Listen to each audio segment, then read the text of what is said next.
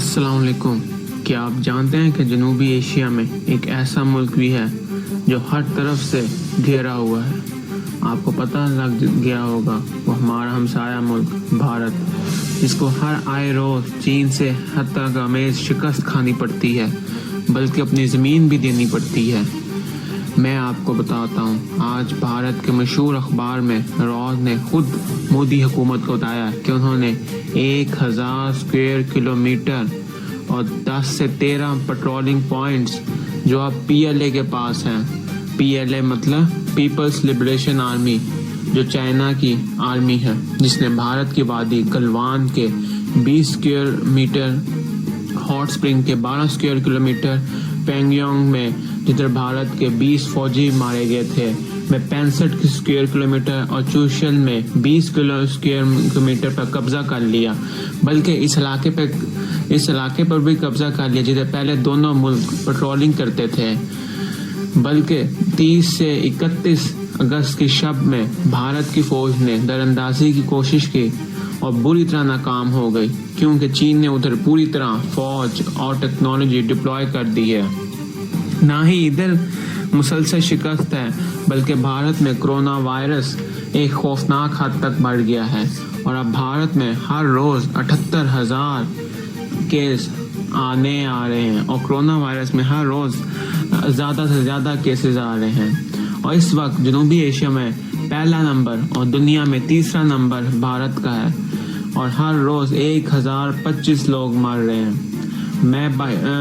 بات یہاں تک ختم نہیں ہوتی. اب آتا ہے اصل مسئلہ، وہ بھارت کی معیشت جو بری طرح ڈوب رہی ہے. بھارت کے اپنے بینک، سرکاری بینک RBI نے خود بتایا کہ اب 3 مہینوں کے کوارٹر میں بھارت کا GDP -23.9% ہے.